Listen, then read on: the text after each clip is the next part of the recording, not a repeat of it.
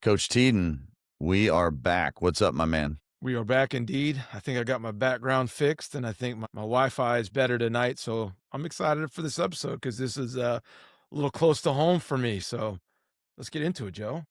Yeah, it's going to be very interesting that you're going to introduce your new boss. Right, exactly. And I I'm can't wait introducing to the boss. hear Yeah, some of the hard-hitting questions you have planned.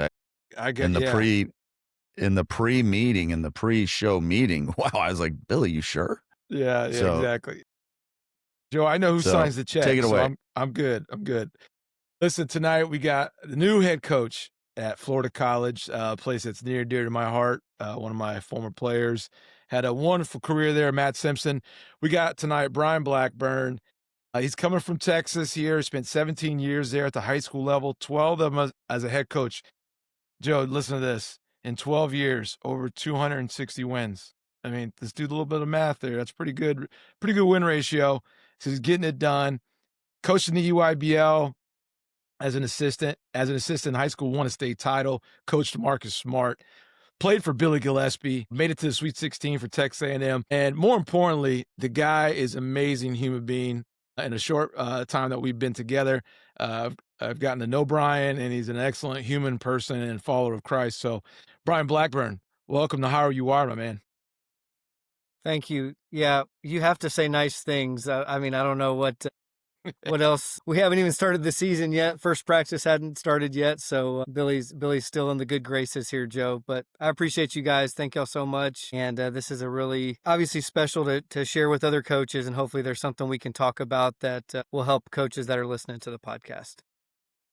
Yeah, we're pretty excited now. I think Billy, I would like to say, let's let the listeners determine how good of a guy he is. Okay, let's That's not right. Yeah. let's not make that decision for them. I think. Listen, I feel like I got a good track record of people. So, I mean, I'm friends with you, Joe. So, I mean, that says it. That says everything there. So, There we go. Yeah, against you.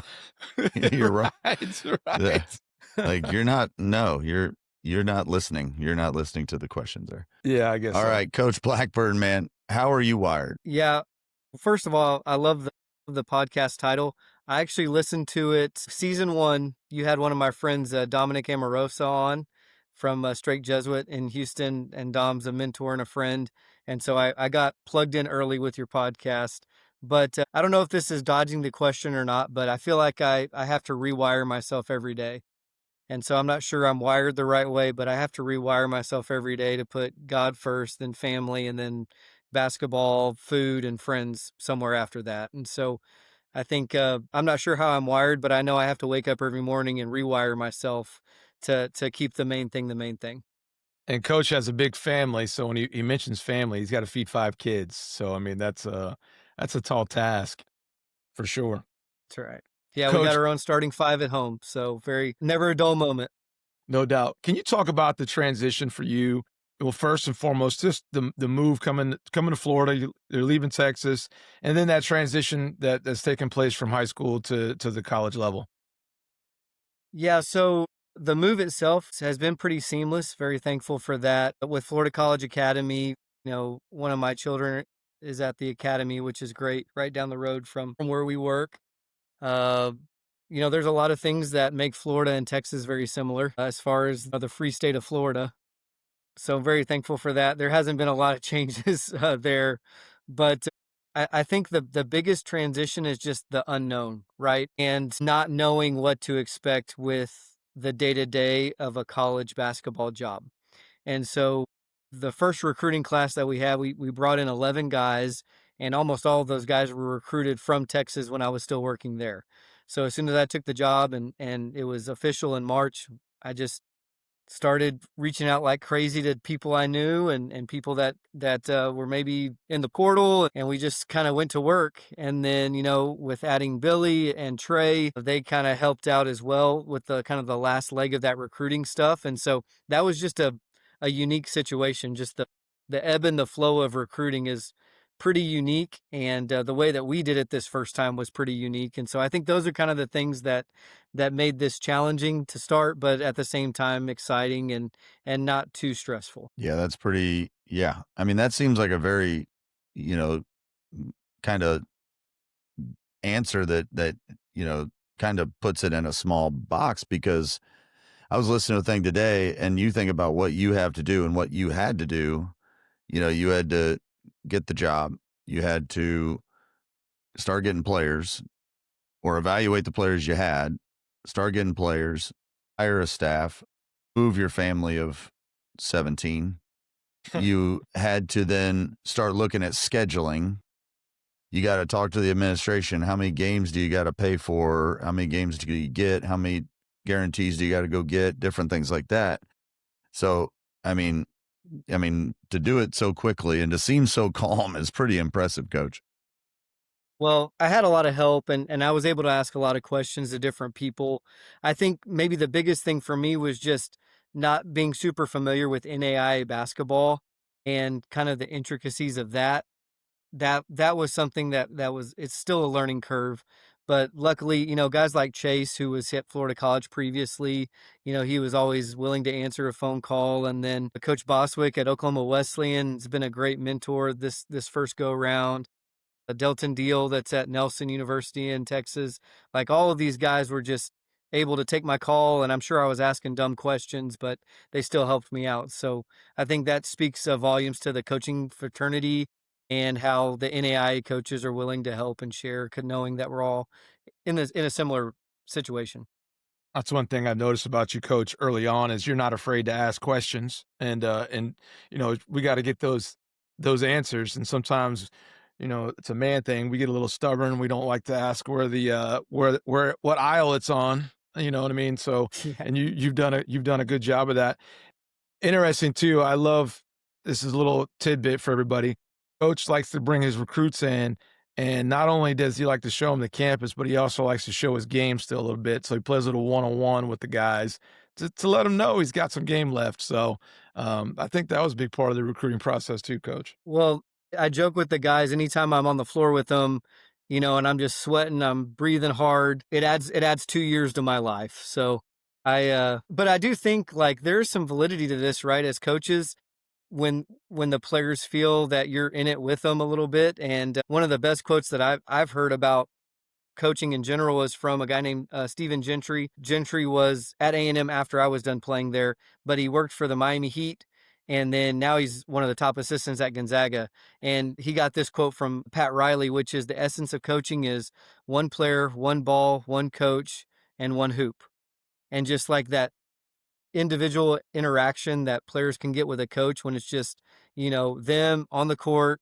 And I had that with my dad. I was very grateful for that. And I feel like there's something there maybe that we can give back even at the small school level where we can just get on the court with a guy. I think it adds to the bond that you can build with players. This was a few years back, but I heard a coach say, you don't want your kids to transfer, go rebound for them. Stop acting Yeah, like you're so that's great. important and you can't go rebound for them or just do basic stuff like that. Like show them you care.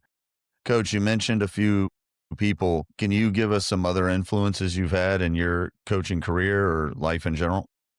For sure. Well, my dad was a high school coach in Texas, a head basketball coach in Texas for 31 years, and he was at the same school for 25 years.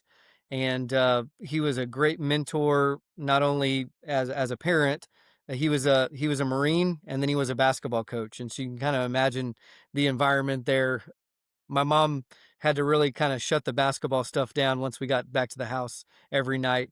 But he did a great job of building a program from the basketball camps to summer leagues. And then he was half court man defense, flex offense, and just kind of built a program in a place that hadn't had a ton of success.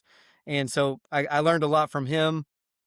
And just he's one of my best friends, which is great. Billy Gillespie, as a college coach, got the most out of the players that we had. And so I was lucky enough to play for him, but then also learn what it was like to be a coach and kind of get stuff out of players that maybe they didn't know they had. My AAU coach in high school was a guy named Joe Powell. He was the first guy to ever cuss me out on the basketball court. And so, just totally different mentality than my dad as a coach. But that was a great experience for me because now I kind of got it, different angles and learned a lot there in a short amount of time. So all of those guys. And then, I've worked for some amazing coaches too. at the high school level. John Reese, who just retired, but he was a head men's basketball coach in Texas, and then he was a assistant coach at Texas A&M. And then Danny Henderson, who ended up coaching college basketball at Boise State and Oklahoma State and Tulsa. And then Cornelius Mitchell with Drive Nation and Lake Ridge High School. All of these guys have, it's been great for me to just sit back and pick their brain and learn and kind of build my own, I guess, mentality as a head coach. And I know the same thing is going to be, just getting to know Joe, sitting with him at the USF clinic and having Billy around on these long road trips. I'm just excited to continue to learn and grow. And I know, head coach is a title, but we're all servant leaders. And so I think that's the main thing. I love that. And it's a good segue to this next part. Coach, what are the core values going to be at FC? What are we bringing to the table? Yeah, I don't think you can put things in place if you're not those things already, or those things aren't important to you. So if if we don't have a certain mindset or mentality as a coaching staff or as a school, and we try to instill it in our players, it's never going to work. And so I think these are the things that I've kind of landed on that have helped me at the high school level. And we can do some of these things at the college level too. But the first one is passion. So we want to have an excitement for our process for success. And the best way that we show our passion is every day in practice. And so practice to me is still one of the most important thing we do together is what we practice every single day, because that's where we build our habits. And so passion. And so we have a champions reward system in our practices. Guys will take sprints off for things that we do well. We'll add champions for things we do well. And then, we will, add sprints for things that we don't do well. And so that allows us to coach without demeaning our players. And it's just super fast paced. And so that passion is kind of grown in that environment. Servant leadership, this is the stuff off the court. Obviously, that's a big deal at Florida College. So servant leadership is a heart of giving to the school, the community, and to our team. And so those are the off the court things. And so we already have 127 servant leadership hours that we've done so far with our program. And our goal is 400 throughout the year. And so that's just something that the guys are going to see, and something that we're going to be able to instill that, my wife told me this, especially before we got married. And then once we got married, before we had kids, it's not all about you. And so I still get reminded that it's not all about me. And so our players need to understand that, we can't do what we want to do without the people to our right and to our left. And so servant leadership's a big deal. Thankfulness, we want to see every opportunity as a gift. We were joking about the facilities at Florida College not being the best, but we do have an awesome opportunity because we play an amazing schedule. The guys are able to get better in the gym on their own and with the coaches. We have a nice locker room. We have an amazing cafeteria on campus. Like, there's a ton of things to be thankful for. But, we are what we emphasize. And so if we're always thinking about the negative stuff, then that's definitely going to be, where our head is. And so we want to see every opportunity as a gift. And then finally, toughness. Like, life is tough. This week for a lot of people is tough for the things that have been happening. So you cannot make it without toughness. And so we got to have toughness. We got to give our best for the person to our right and to our left, and not for ourselves. And that toughness is an everyday thing, and it's an attitude, and it's a choice. And right now, if I was to say there's one thing that we have to grow in the most before the season starts as a team, is our toughness. Just the every minute best effort. And so that's something that, next week the guys are going to learn. And so we're going to kind of focus on that toughness a lot. That's a great answer. And shout out Florida College Cafeteria. Those guys do a great job over there. So unreal. All right, Coach, let's talk a little hoops real quick. So you're coming into the Sun Conference. Is it the Sun Conference, or is Florida College in a different one? So we're in the Continental Athletic Conference. So I think if we had a few more sports, we'd probably end up in the Sun Conference. But right now that we're in the CAC Conference, and so it's spread out all over the place. There's some years we won't play a team, but there's still some really good competition. Okay, so obviously conference basketball is going to be tough, and maybe you've dove into it a little bit. So what's your offensive philosophy? Let's start with that. Well, I think there's a couple things that I had to think about first, maybe. And these are the types of questions I asked Billy as well, because he's had a ton of guys that have been recruited. I think first we wanted to figure out how we wanted to build our program. And so with the players that we bring in, what were we looking for? And so I think the things that we kind of settled on were shooting, length, experience, and depth. And so with those being what we recruited towards, then what we were able to do the first month of school here is just watch the guys play in open gym. When there's recruits in the gym, we can watch open gym. We can watch film, and we can just, best case scenario, how do we want to build it from the ground up? And so for us, it's, playing with pace and space, ball movement, one count decisions. And another one of my mentors, Alvin Brooks, who's the head coach at Lamar, he just got an extension.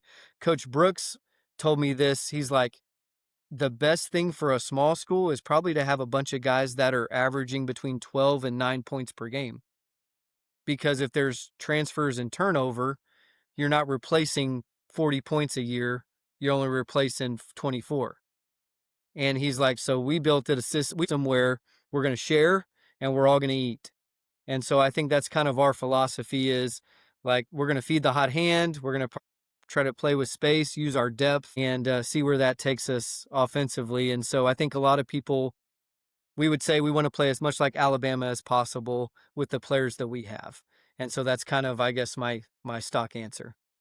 That's a great answer. Watching the guys on film and seeing those things, like, do you feel that you're confident in what that is seen? Like after watching the film and watching the guys play, are you feeling confidence in like, hey, yeah, we have a direction, we're good to go that way? I do, but also part of me still has that high school coach mindset where once we start working with them, I think we can also emphasize what we want them to be.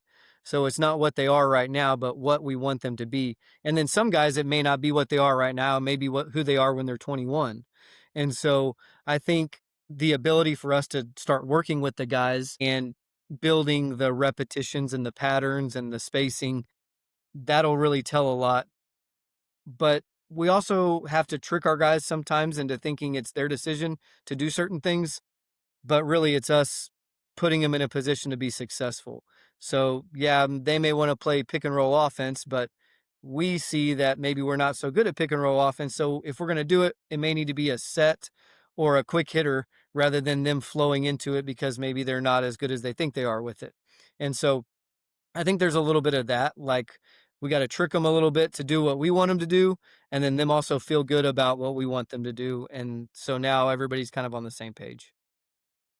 And yeah, I mean, you seem like a very adaptable person too. Like I think you and I talked about this at clinic. If it doesn't work, and I'm scrapping it, like I'm moving on, especially at this stage of your program, right? You you don't have to define your identity right now. Like you can figure those things out. So it sounds like you'll be adaptable. What about defensively? Where do you like to, your dad was a defensive coach. I don't know. Was Coach Gillespie defensive? I don't, I mean, Yeah, Kentucky we didn't had score a lot some. when he was there, but No, seriously, especially those first 2 years.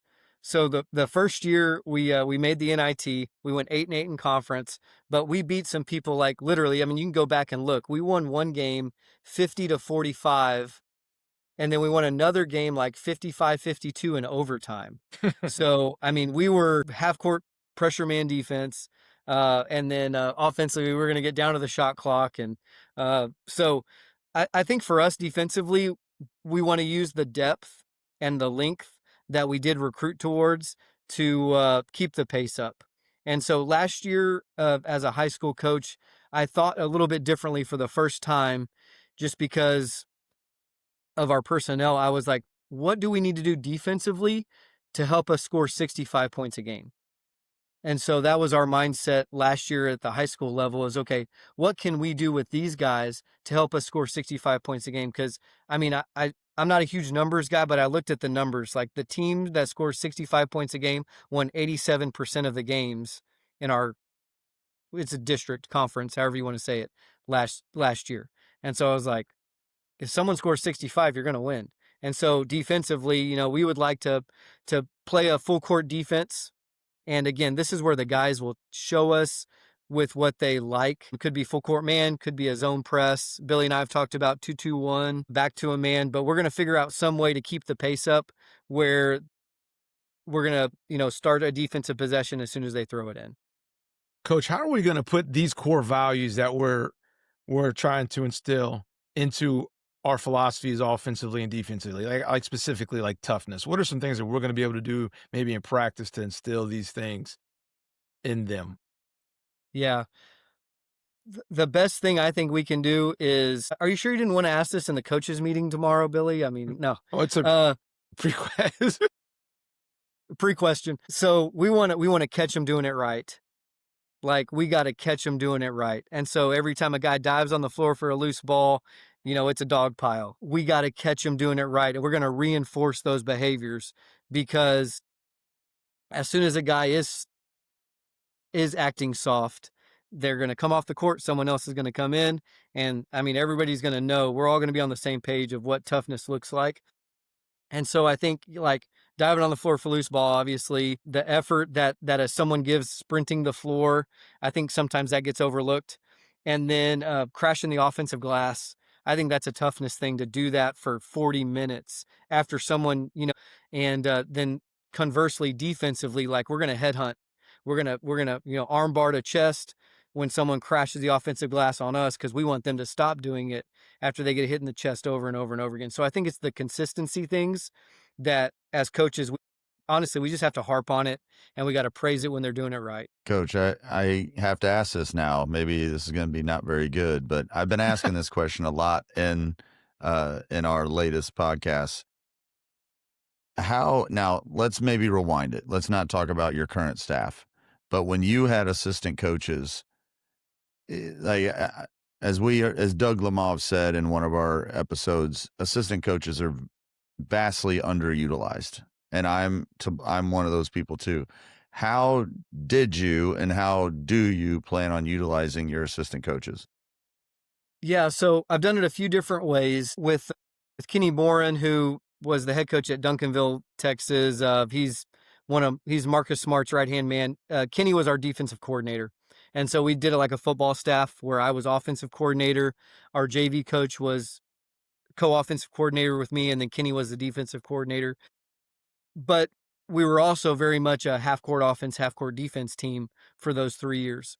And so it worked with our practice plans great, because Kenny ran all of the defensive practices, and then Coach Brown and I were the assistant coaches for the defensive practice. And then the offensive practice, I was the head coach, and Kenny and Coach Brown were the assistant coaches.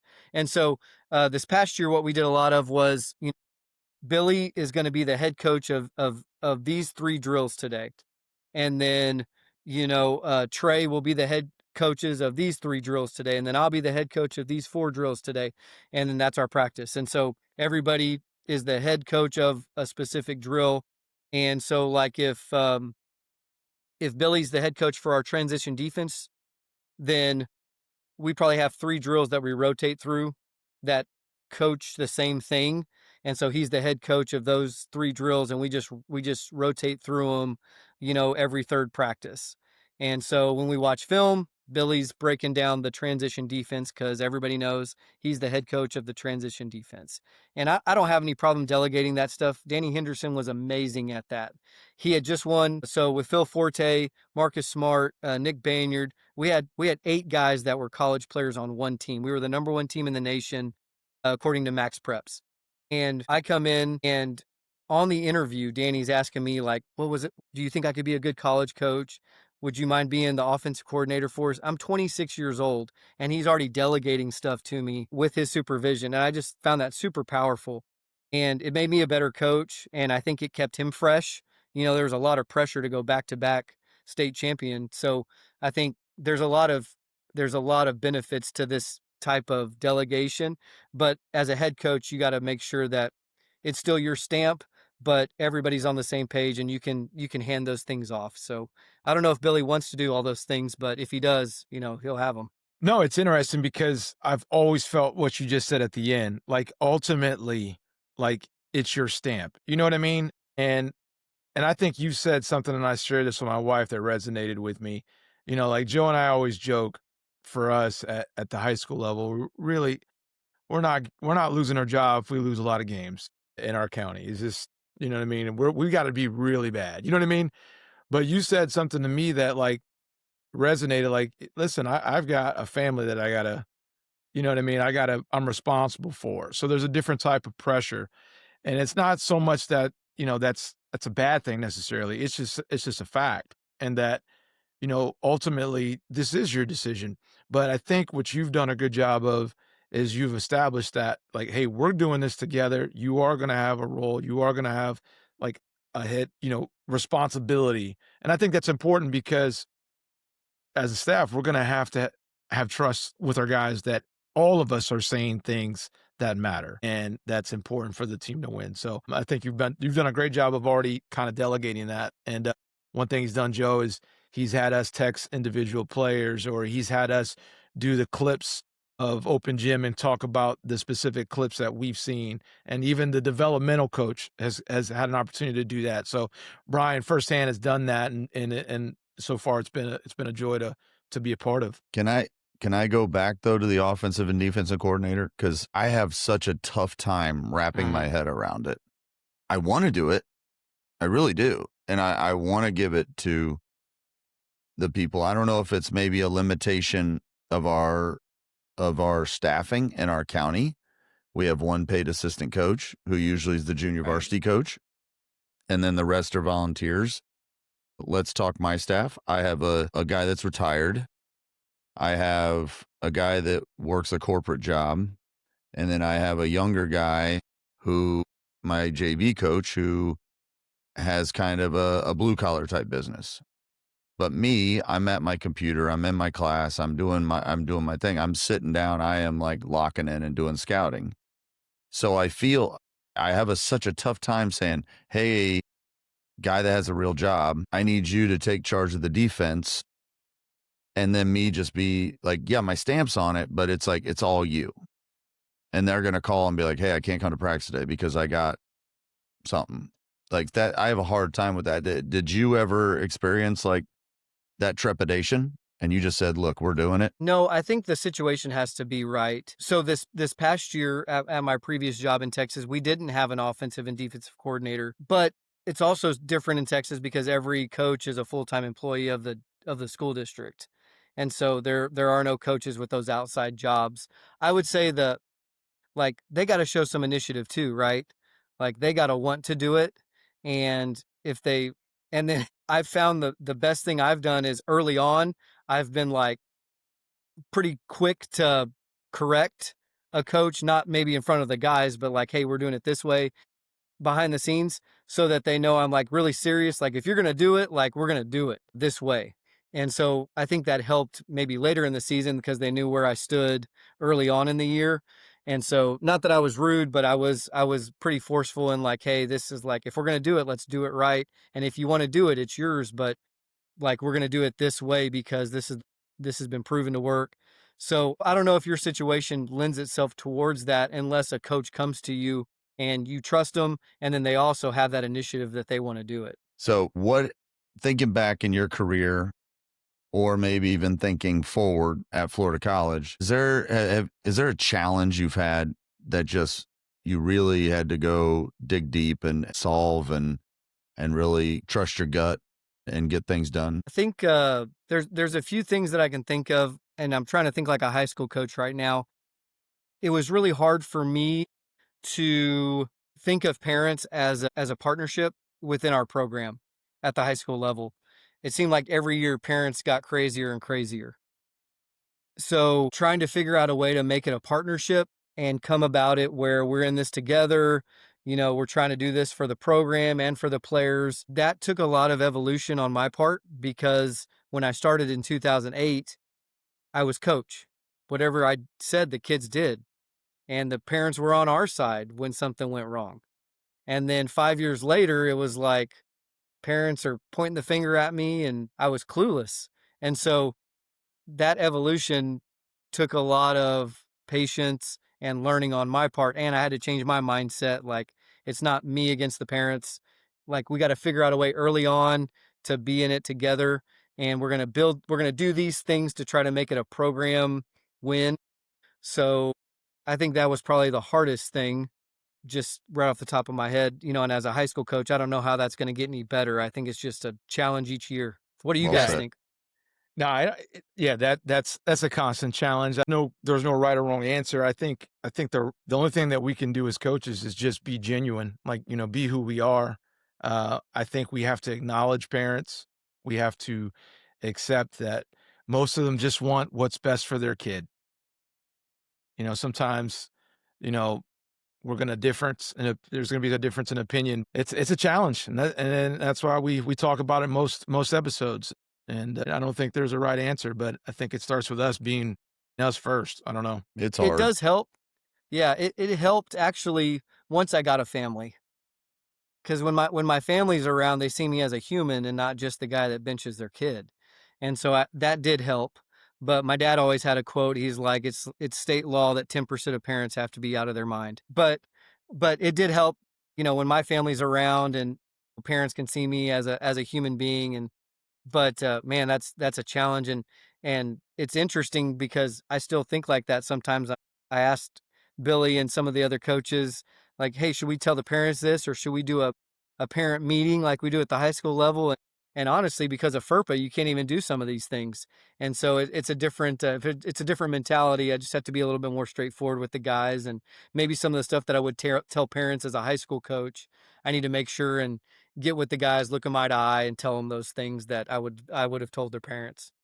Coach, you mentioned your family. Can you talk about that balance of family and coaching, and how that's evolved for you? Man, so I took a really good job. One of my college teammates was from San Angelo, Texas, which is West Texas, but really good athletics and sports, and girls basketball actually is like right below football in West Texas.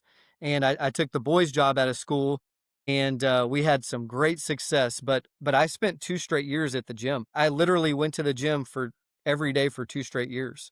Unless we were out of town, I literally went to the gym, and this was when my first daughter was born, and then the second daughter was born, and that's when my wife, she's like, "Hey, we got to figure out some time management a little bit better." And so I try to, and I actually asked one of my daughters yesterday, "Am I on my phone more now or when I was in Texas?"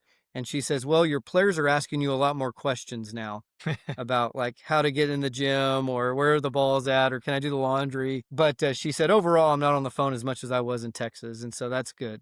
So I think the biggest thing, got to figure out a time to put the phone away and just time manage. I'm not teaching every day.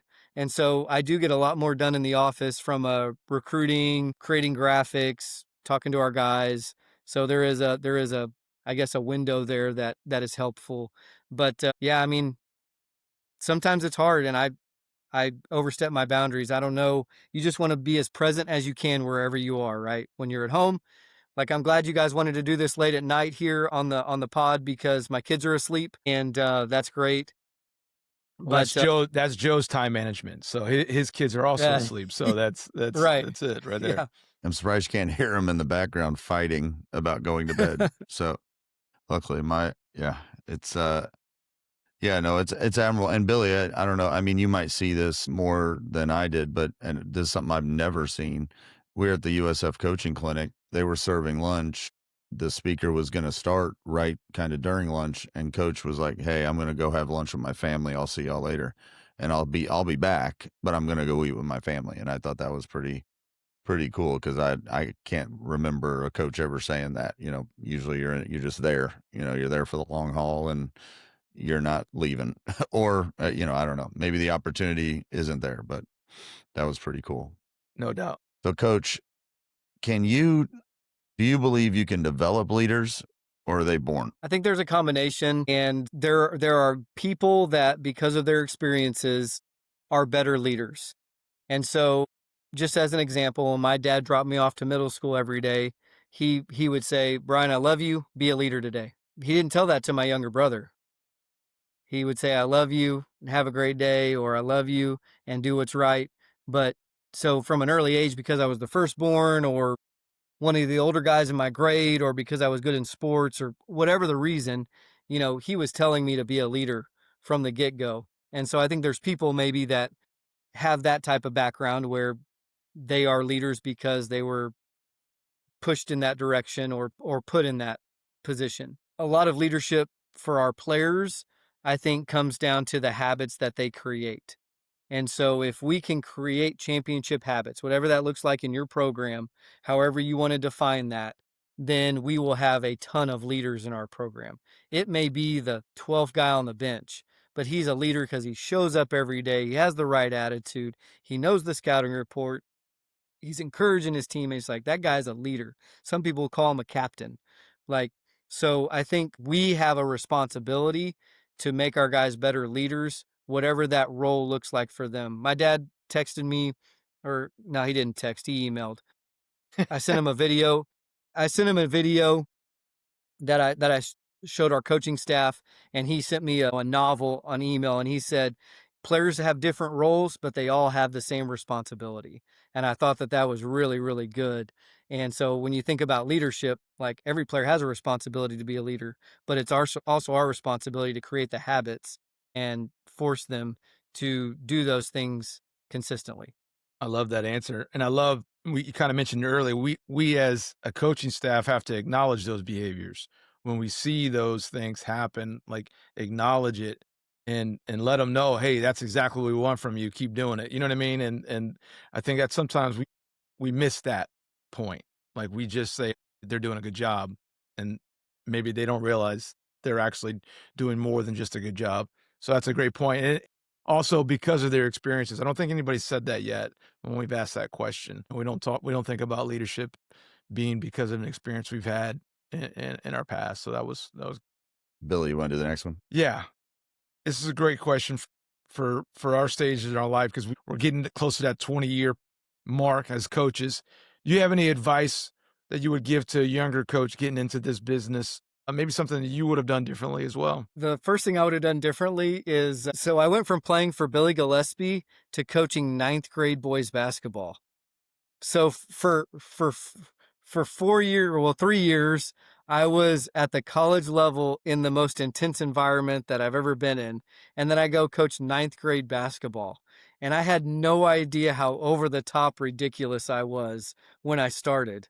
Like, it was, looking back on it, it was scary, but also hilarious that, like, the JV coach would just come in and listen to me, like, just ripping the 9th grade B team, because that's what I had experienced, I guess, for the last 3 years.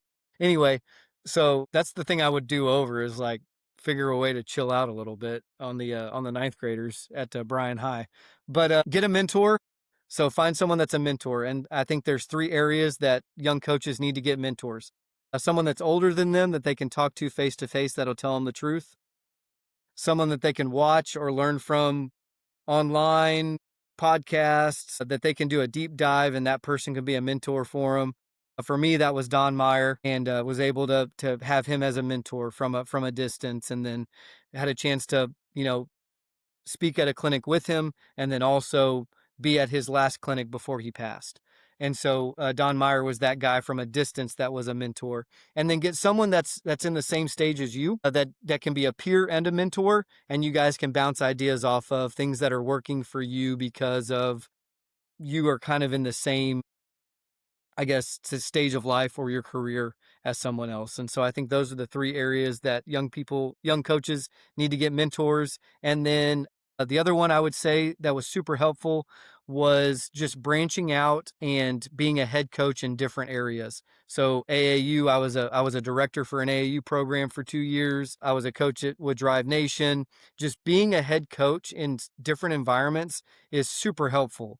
Coach 5th graders, coach 7th graders, coach girls for a summer, like, just be a head coach. And so when you are a head coach for the job you have now or want, it's not all new. You've been there, you've done some of that, because I see so many assistant coaches just flounder because it's the first time they've really been a head coach, and all of it's new, and they don't have the answers they need to have. And so I think those are 2 really big things that might help young coaches. My phone's going to be ringing off the hook for the older version. Like, they're going to be like, let's get that old guy. He can really help us. The get off my lawn guy. It's funny you mentioned Don Meyer. I heard one of those podcasts I shared with you, Coach Steve Smiley, talked about, he goes, I don't pick captains. And he said he doesn't pick them because if he picks the wrong ones, he's lost the team. And I always say, like, I don't pick captains because I don't want my best players or whoever I pick to be standing at midcourt doing like the handshake line when they could be getting extra shots. Like I don't want to waste that time. So the captain's like, "Hey, Billy, what are you doing right now? Come on, come be a captain," kind of thing at the thing. But that really resonated with me. So that's great. Those are really good ideas for mentors. So I know we shared podcasts and you talked about learning, people you learn from. What and how are you learning right now? Oh man, I go down rabbit holes for all kinds of different things, coaching wise. I just ask random questions. I'll send Billy and our coaching staff just random tweets and say, hey, let's try to run this the second play of the game because I don't like running sets the first play of a game. Just random weird stuff like that. But I'm not a huge reader, but I'm an auditory learner. And so I learn by listening. So big time on the podcasts. I got 2 books right here that, with the road trips, I'm going to be able to read probably. One of them was given to me by our athletic director. It's called Traction, and it's a business book, but mostly for small businesses. And I think that's going to be helpful because of the environment I'm in now, in a smaller college environment. And then this one was given to me by my dad, and I'll start reading this one. This is Colin Powell's book. It Worked for Me: Life and Leadership. And so I think these are things that are going to be really helpful. Offense Wins is one that I've read recently, and that was the assistant coach at Penn State. You guys remember his name? The football or basketball? Basketball. Offense Wins. It's a dude that like jacked up a bunch of threes, unbelievable shooter. Crispin? At the college. Crispin, Joe. Yeah. Yeah. Or is it brother? Yeah. One of them. John, Joe. So A Crispin. Anyway, really, really good book for basketball coaches. And it just reinforces the fact that sometimes I still like to go out there and play a little bit, even as a 41-year-old, but I need to continually think like a player because that'll keep it relevant with our guys. And so I never want to lose that, even when I'm an old coach. You think of Bob McKillop at Davidson, like he thought like a player all the way up until he retired. And he still thinks like a player when he goes work Steph's camps. Like, I want to be like that. I want to be that guy that just continually thinks like a player no matter my age. And so that book, Offense Wins, helps me kind of do that. I love that. Good Coach. hair too. Good hair. Got that Billy. Yeah. The hair looks like Billy's. I wasn't going to say anything, Joe. I mean, like you're putting it on a tee, man. I don't know. Like, I'm leaving it alone. I'm leaving it alone. It's going to be nice. Billy, I think it's that time. Should we cue up the music? Cue up the music for the rapid fire. You ready? Oh, here we go. Rapid fire. Billy, Coach, I cannot wait to hear listen, these. I was gonna be really tough, and I chickened out. So we're gonna keep it simple because Coach has coached some guys, so I love for him to share it. So one of the things here I want to ask Coach, and we're gonna go really quick. All right, the best leader you've ever coached? Marcus Smart. All right, hardest worker you ever coached? Philip Forte. Love that answer. Can you expand on Philip Forte and why he was a hard worker? Yeah. So when I started working with Phil, he was going into his senior year of high school, and he felt, and I mean, you could ask him, that he got a lot of offers because of Marcus. So people would come and watch Marcus, and Phil was kind of like the guy on the side. So when Oklahoma State and Travis Ford came, Phil felt like Travis Ford was me. I could be him. He's coached guys like me. And so, but Phil had a set shot. He did not have a true jump shot at the high school level, which was really interesting because he was 5'10", 160 pounds. And so we spent a whole year, this is before I was married, we spent a whole year changing his shot from a set shot to a jump shot. And it just lucked out that I had a former teammate that was playing in Australia, and they did a bunch of the Dirk Nowitzki type stuff all the way down the floor with jump shots and 1 foot side step on a plyo box, jump, like all that stuff. And that really helped me train Phil and Phil. I'll tell you this, if you showed him something, within a week, he was going to master it. And so he was just a habitual worker. He literally would get sick if he didn't work out, like physical, and that's not healthy, but that just kind of shows you his work ethic and his mindset. Yeah, unbelievable worker. I mean, we have a guy right now that's a super hard worker. He's in the gym every morning. I had a guy that lost 60 pounds at a school. He was an extremely hard worker. He had lost 60 pounds so he could play basketball and became a starting shooting guard for us. That's a cool story. But Phil was the man. He was the standard. And the last one, man, what is your go-to verse? My Bible verse, That's it, man. Romans 12:1 and 2. Do not be transformed, but be renewed, renewing your mind day by day. So that idea that it kind of goes back to how you're wired, right? Like every day you have to renew your mind to do God's will. And so it's a choice. And that's something that I'll try to do hopefully till the day I die. Coach, this has been so much fun. I'm glad we got the chance to finally do it, and I look forward to sharing everything, your wealth of knowledge, and we're going to have to do part 2 probably after your inaugural college coaching year. We'll do this in April, and we'll see if I'm still employed. That's not Ditto. gonna be, that's Ditto. Ditto, Yeah. exactly. yeah. Well, thanks so much, Coach. Thank you guys.